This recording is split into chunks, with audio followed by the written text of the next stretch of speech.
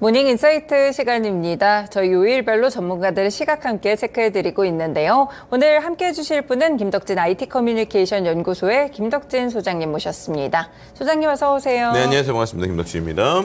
네, 오늘은 저희 또 빅테크 기업들 얘기를 좀 해보겠습니다. 4분기 네. 실적이 거의 다 발표가 됐는데요. 결국에 이제 인공지능을 잘 활용하겠다라고 한 기업들 실적들이 다 잘 나왔더라고요. 네, 뭐 말씀하신 것처럼 이제 단순히 AI가 학습이나 연구실을 넘어서 네. 실제로 활용되고 있다라고 하는 거를 보여주는 게 이번 어떤 실적 발표의 결과가 아니었을까라고 볼 수 있을 것 같아요. 말씀하신 것처럼 결국에는 이번에 이 실적 발표의 정말 희비는 그냥 AI를 얼마나 잘 쓰고 있는가. 네. 또 산업에서 실제 자기의 인프라나 여러 가지 환경에서 이 AI가 어디까지 도입되고 또 이걸 통해서 어떤 식으로 돈을 벌고 있는가. 라고 하는 것들을 잘한 것들이고요. 그래서 결국에 우리가 뭐 디지털 트랜스포메이션 이런 얘기 많이 했는데 이제 디지털 전환이 아니라 네네. AI 전환이다라고 하는 얘기가 나올 정도로 이렇게 좀 변화들이 있었다. 뭐 이런 말씀을 좀 드릴 수 있을 것 같고요. 그래서 우리가 보통 요즘에 이제 빅테크 기업들을 뭐 여러 가지 예전에 있었던 것들과 함께 뭐 매그니피센트 이런 식으로 해서 총 7개 정도의 회사들을 꼽는데 그 중에 있던 회사들 중에서 어떻게 보면 AI를 중심으로 하고 있는 회사들, 이런 회사들 5곳이 좀 최대한 많이 올랐다. 보시는 것처럼 애플과 테슬라는 상대적으로 힘을 덜 받는 뭐 이런 구조를 보이고 있다. 이렇게 말씀드릴 수도 있는 것이죠. 네, 그렇군요. 인공지능을 꼽아주셨는데 사실상 마이크로소프트가 오픈 AI사에 투자한 이후에는 인공지능에서는 굉장히 선두를 잘 잡는 것 같더라고요. 그렇죠. 뭐 말씀하신 것처럼 이 AI의 승자가 누구냐라고 할 때 보통 가장 크게 두 개를 꼽는 게 이제 엔비디아하고 마이크로소프트를 그렇죠. 얘기를 네. 안 할 수가 없을 것 같아요. 왜냐하면은 뭐 우리가 너무 쉽게 챗GPT 잘 나가네. 근데 오픈 AI에 투자하려고 그랬더니 오픈 AI는 비상장 주식이네. 그러면 어디 투자하지라고 봤을 때 그러면은 이제 오픈 AI에 가장 많이 투자한 거의 14조 이상을 투자한 마이크로소프트에 투자하겠네라는 게 보통 이제 우리나라뿐만 아니라 전 세계적인 프로세스 생각이신 것 같고요. 네. 그래서인지 이번에 AI를 기반으로 마이크로소프트가 모든 사업 영역에서 월가 추정치를 넘어섰죠. 특히나 맞아요. 이제 클라우드 비즈니스, 그러니까 애저라고 하는 클라우드 비즈니스가 28%의 성장을 기록했는데 놀라운 것은 현재 고객이 5만 3천 개가 넘거든요. 근데 3분의 1이 1년 동안 새로 가입한 고객이라는 거예요. 근데 이 말은 어떤 얘기냐? 결국에는 챗 GPT가 들어오고 챗 GPT 때문에 그러니까 마이크로소프트 애저를 썼다. 이렇게 말씀드려도 될 것 같은데 왜냐하면 이 챗 GPT의 여러 가지의 그 API, 그러니까는 이 챗 GPT의 것을 기업에서 쓸 때 보안이나 여러 가지 때문에 챗 GPT 사이트를 그대로 쓰지 않죠. 네네. 그럼 거기에 있는 여러 가지 도구들을 클라우드에 올려서 이제 보안적인 이슈를 해결하고 쓰는 게 되는데 그렇게 쓸 때 최신 기술들이 다 이 마이크로소프트 애저에 먼저 탑재되거나 혹은 독점 탑재되게 됩니다. 네. 그러다 보니까 결국에는 사람들이 챗GPT에 있는 여러 가지 기능들 우리 회사에서 쓰고 싶은데 안전하게 쓰려면 어떻게 해야 돼요? 그럼 마이크로소프트 애저 쓰면 됩니다. 라고 하는 쪽으로 가다 보니까 결국에는 이 AI가 애저 및 클라우드 서비스 부분의 성장 6% 이상을 이제 책임졌다. 뭐 이렇게 말씀드릴 수도 있을 것 같고요. 네. 그 외에 또 뭐 그림 그리는 달리라든지 뭐 최신 모델들 때문에 기업들의 사용량이 증가하고 있다. 이렇게 말씀을 드릴 수 있을 것 같아요. 네. 또 그뿐만 아니라 이제 마이크로소프트 하면은 우리가 이제 오피스 군을 이제 기대하게 되는데 이 부분이 또 이제 중요합니다. 왜냐하면은 우리가 지금 코파일럿 부분에서 오피스에 있는 코파일럿을 솔직히 말씀드리면 아직까지 제대로 활용하고 있지 못하거나 특히나 우리나라 같은 경우는 아직 들어오지 않은 상태거든요. 네네. 그리고 전 세계적으로 보더라도 일부 기업에만 지금 적용되고 있는 건데 이게 어떻게 보면 개인까지 확장이 되게 되면 이 역시도 생각해보면 두 가지의 포인트가 있죠. 첫 번째는 일단 사용료 부분입니다. 그러니까 지금 우리가 마이크로소프트의 그 윈도우를 거의 월정액제로 많이 내게 되는 이 변화가 거의 몇 년 동안을 걸쳐서 있었잖아요. 예전에는 우리가 뭐 윈도우, 그러니까 예를 들면 엑셀이든 파워포인트든 이런 것들 한 번 돈 주고 사면은 그 다음에 그냥 계속 썼는데 네. 요즘에 보면 20대 이후 친구들이나 뭐 20대 대학생부터도 보면 이제 월 사용료, 그러니까는 구독제 형태로 이제 완전히 바뀌고 있어요. 이것을 가장 잘 바꾼 게 어떻게 보면 사티아 나델라의 가장 큰 지적이라고 볼 수 있을 것 같은데, 네. 근데 여기에다가 이제 코파일럿, 그러니까 이 챗GPT에 있는 기능들을 오피스에서 쓰는 기능을 붙일 때 최소 인당 10,000원 이상의 이제 추가 비용을 받게 된단 말이죠. 그럼 그렇게 되면은 자연스럽게 이 윈도우, 그러니까 오피스가 가지고 있는 사용군에 플러스 10,000원 정도의 금액에 대한 것들을 우리가 볼 수 있고요. 두 번째는 말씀드린 것처럼 결국 이거를 또 하려면 마이크로소프트 클라우드인 애저를 많이 쓸 수밖에 없습니다. 왜냐하면은 기본적으로 우리가 이 학습 데이터라는 게 오피스에서 제대로 돌아가려면 네. 내가 가지고 있는 어떠한 리소스, 그러니까 내가 가지고 있는 워드 파일, 뭐 PPT 파일 이런 게 컴퓨터에 있는 게 아니라 이 클라우드에 있어야 그래야 이제 이 제대로 된 이 코파일럿을 쓸 수 있거든요. 그렇다면은 자연스럽게 이제 그냥 일부 사용만 하는 곳들이 이제 본인들의 데이터들을 클라우드에 올리기 시작한다. 근데 그 애저에 올리기 시작한다. 그러면 이게 오피스군에서도 당연히 매출이 얻을 수 있고, 그 다음에 이 클라우드 부분에서도 올라갈 수 있기 때문에 어떻게 보면은 지금의 기술들, 특히나 우리에게 가장 익숙한, 기업에서 익숙한 소프트웨어들을 쓰게 되는 이 오피스군을 갖고 있는 마이크로소프트의 좀 성장이 여전히 좀 보인다라고 볼 수 있을 것 같고요. 그 외에도 우리가 알고 있는 링크드인, 그러니까는 기업용 이제 어떻게 보면 SNS 서비스 같은 경우는 손익구조를 맞추기 위해서 좀 인원을 좀 감축하거나 이런 네네. 모습을 보여주고 있어서 결국에는 이 마이크로소프트가 이제 엔비디아와 함께 어떻게 보면 확고한 투톱, AI의 투톱으로서 갈 수 있는 길들이 여전히 존재한다, 뭐 이렇게 말씀드릴 수 있을 것 같습니다. 네, 어느 정도 이제 인공지능 분야에서도 이렇게 두각을 나타내는 기업들이 나오는 것 같은데요. 네. 근데 사실 이번에 이 매그니피센트 세븐에서 가장 좀 놀라운 실적이 나왔던 거는 메타였던 것 같아요. 그렇죠. 주가도 그대로 반응을 해줬었는데 메타도 인공지능 분야에 상당히 좀 집중하고 있더라고요. 그렇죠. 그러니까 이제 메타의 AI 관점이 어떻게 보면 아주 저는 영민했다라고 표현을 드리고 네. 싶은데, 왜냐하면 이미 오픈 AI 챗GPT가 자리를 잡았잖아요. 그렇죠. 그리고 거기에 있어서 가장 큰 투자자인 마이크로소프트가 거의 뭐 이거에 대한 사용권을 독점한 상태. 자, 그럼 그 상태에서 이제 생각할 수 있는 건 두 가지 길이죠. 하나는 그럼에도 불구하고 우리가 엄청난 자본과 엄청난 기술력을 갖고 따라가겠다. 네. 그래서 이제 똑같이 돈을 버는 구조로 가겠다. 이게 지금 구글이 하고 있는 방식이죠. 그래서 바드라든지 여러 가지 형태들을 가지고 경쟁하는데 솔직히 잘 안 되죠. 왜냐하면 지금 이 기술 자체가 좀 어떻게 보면 완성되지 않은 기술이거든요. 완성되지 않은 기술인데 마이크로소프트가 영민하다고 생각하고 또 이 메타가 영민하다고 생각하는 거는 일단은 마이크로소프트는 본인들이 직접 앞에 안 나서잖아요. 그쵸. 스타트업인 오픈 AI가 나서다 보니까 사람들이 틀리든 뭐 하든 해도 그냥 재밌거나 버그 리포트를 한단 말이에요.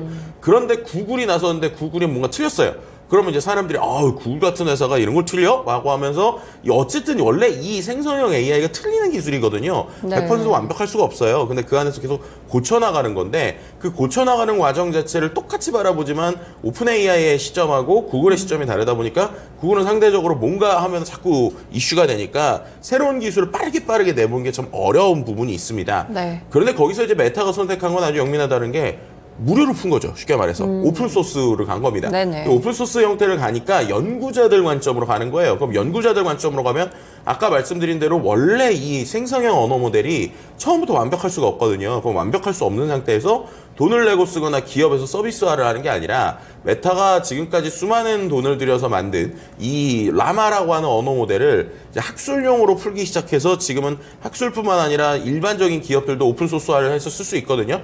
그렇게 되니까 자연스럽게 지금 이 메타의 기술력이 상당하구나 네. 라고 하는 걸 느낄 수 있고, 또 거기서 이제 우리나라에서는 좀 이게 좀 덜 느껴져요. 왜냐하면 기본적으로 메타 자체 가지고 있는 데이터 자체가 한국어 중심이 아니라 영어 중심이기 때문인데요. 맞죠. 하지만 이제 영어 중심으로 하는 서비스 국가에서는 이거를 갖고 아주 작게 만들 수 있다는 게 포인트입니다. 그러니까는 우리가 알다시피 오픈 AI의 챗GPT를 돌리기 위해서는 엄청나게 큰 클라우드나 데이터량이나 뭐 아니면은 여러 가지 것들이 필요하니까 개인이 뭔가 챗GPT 같은 걸 만드는 건 거의 불가능해요. 그런데 네. 이제 메타의 라마 같은 언어 모델의 가장 큰 특징은 컴퓨터 한 대에서도 돌아간다는 거고, 이걸 더 줄이게 되면 스마트폰에도 탑재될 수 있다라고 하는 가능성을 보여주는 겁니다. 네. 그러니까 결국에는 이런 것들이 확장되고 지금 실제로 메타가 퀄컴이나 이런 데들과 함께 스마트폰 자체에 탑재하는, 그러니까 우리가 지금 삼성의 온디바이스 AI가 그런 형태에 가까운 거잖아요. 이제 그 스마트폰 안에서 여러 가지의 그 통신이 연결되지 않고도 이 오픈 AI의 챗GPT 같은 언어 모델이 돌아가는 것들, 이런 것들을 우리가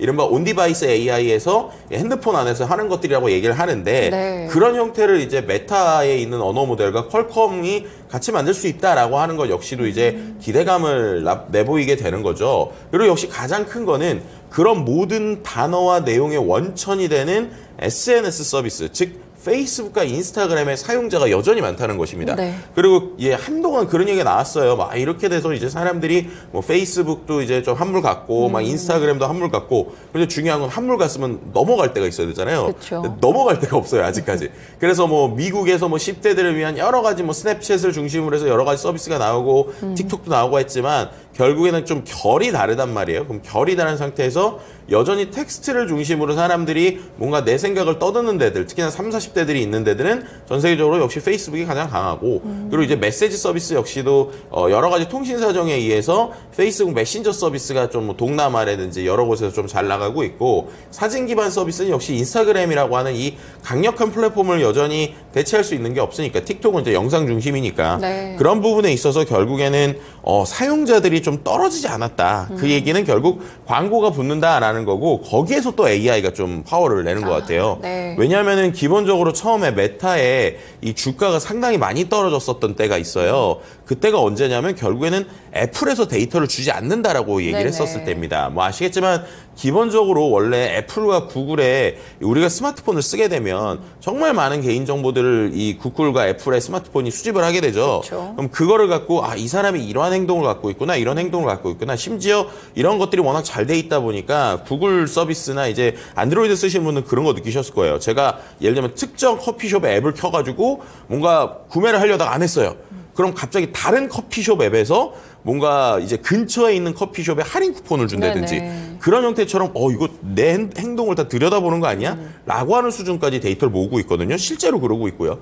근데 그런 것들이 원래는 페이스북에서 이 사람이 지금 뭐 이런 식의 행동을 하니까 페이스북 타임라인에 나오는 광고가 정말 기가 막힐 정도로 이 사람이 정말 이 페이스북의 이 스마트폰 앱이 내 소리 듣는 거 아니야? 라고 할 정도로 네. 실제로 그런 이슈도 많이 제기가 됐고요. 얘가 듣는 거 아닌가라는 이슈도 실제로 많이 제기됐고요.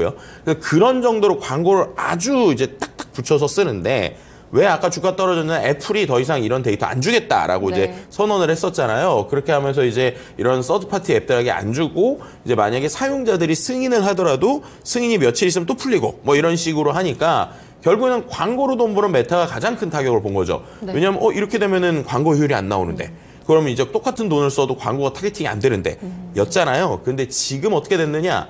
AI에 엄청나게 투자하고, 그리고 이러한 언어 모델이나 여러 가지 것들의 오픈소스를 만들고 연구를 하다 보니 결론적으로 사람들이 이런 식의 대화 패턴을 하면, 혹은 사람들이 이런 구조의 뭔가를 하면 결국 이 사람은 이런 광고를 좋아하겠구나라는 걸 네. 이 아이폰의 데이터 없이도 이제 제대로 하기 시작을 했다. 그리고 그런 것들이 광고 효율을 높였다. 라고 하는 것들 때문에 이렇게 되면 오히려 더 좋네. 왜냐하면은 굳이 외부의 데이터에 신경을 쓰지 않고도 본인들의 데이터로 광고의 효율을 높일 수 있네 라고 하는 것들이 검증이 되니까, 결국에는 이제 예전에 메타가 잘 나갈 때처럼 그래 SNS로 여전히 돈을 많이 벌겠구나 라고 하는 것들이 좀 이렇게 와닿았다라고 보시면 될 것 같고요. 네. 뭐 물론 배당이나 자사주 매입 같은 것들도 있었지만 그게 이제 확 올라간 이유는 있을 것 같아요.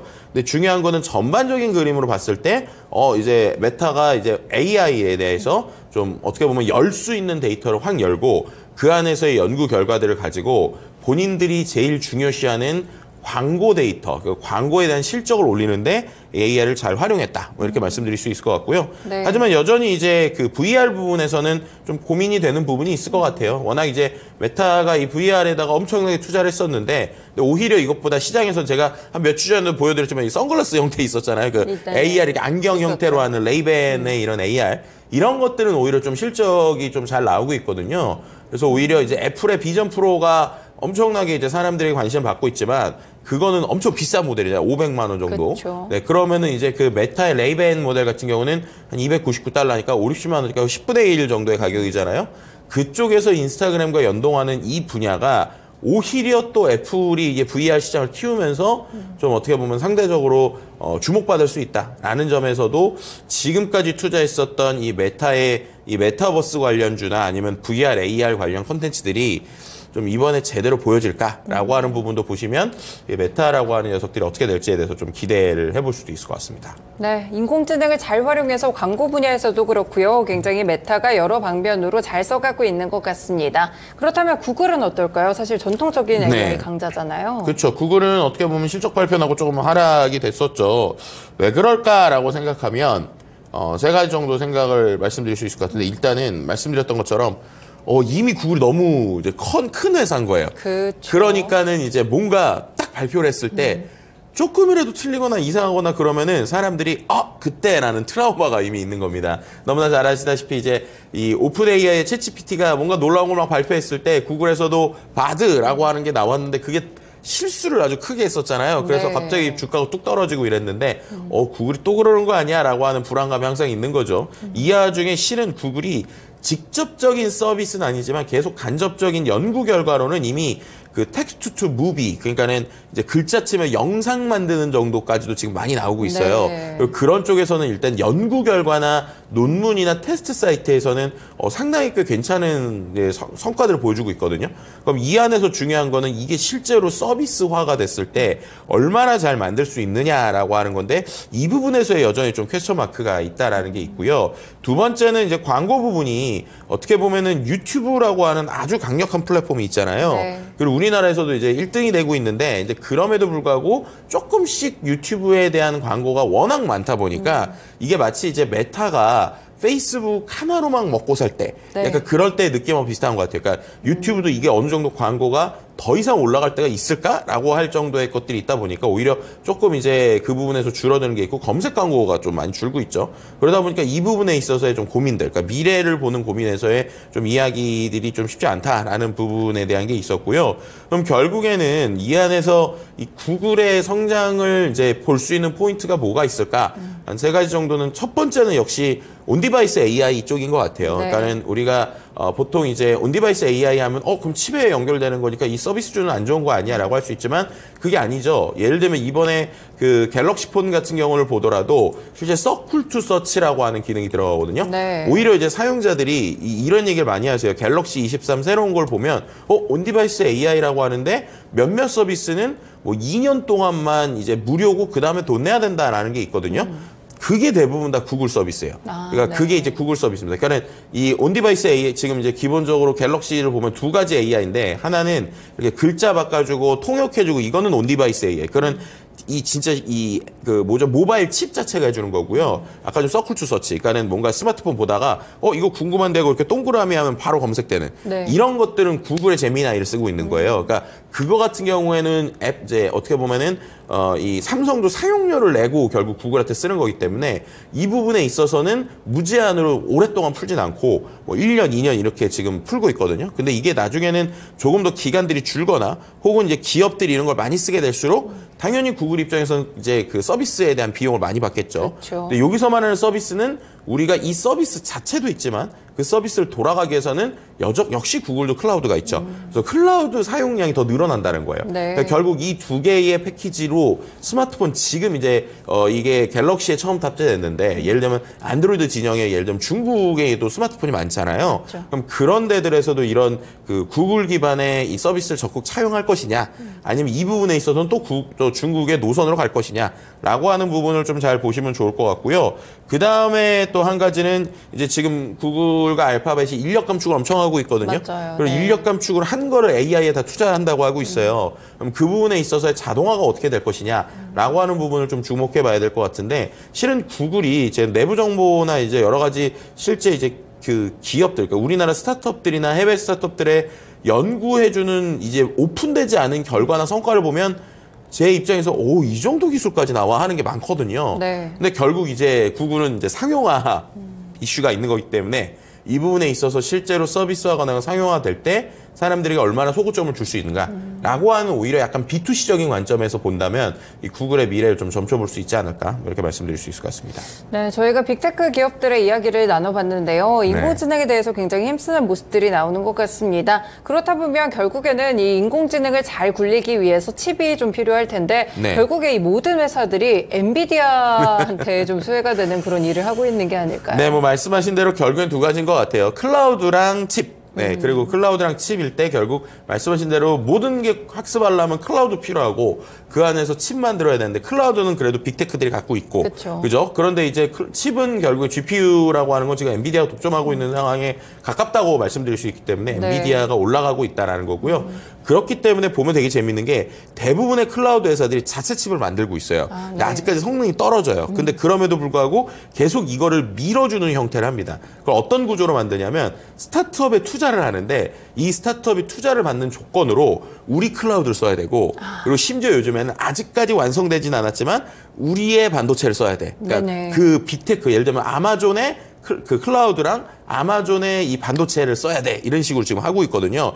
아직까지 실험이지만 스타트업들한테 그렇게 주면서 스타트업들한테는 그걸 테스트를 하는 거예요. 네. 이제 이런 형태로 결국에는 따로 또 같이 그래서 결국 이 엔비디아와 빅테크 회사들의 우리가 말했던 뭐 이런 클라우드나 AI 서비스를 하는 곳들의 관계는 결국 프레너미다. 그러니까는 프렌드이자 에너미이다. 뭐 이런 표현을 드릴 수 있을 것 같고요. 그런 상황에서 결국엔 이 격차를 더 크게 하기 위해서 지금 엔비디아가 H100이 아니라 H200이라고 하는 이 무시무시한 칩을 만들고 있는데 네. 제가 볼 땐 이 H200이 제대로 깔리고 성능의 벤치마크가 정말 엔비디아가 얘기하는 대로 나오면 또 이제 이만큼 앞서서 가는 걸 또 다음에 회사들이 어떻게 쫓아갈까라고 하는 관점에서 보시면 또 재밌지 않을까 이렇게 말씀드릴 수 있을 것 같습니다. 네, 알겠습니다. 엔비디아 주가가 또 계속해서 올라가는 이유가 여기에 있지 않을까 싶은데요. 인공지능과 관련된 이야기 다음 시간에 조금 더 또 자세하게 들어보겠습니다. 오늘 말씀 고맙습니다. 네, 감사합니다.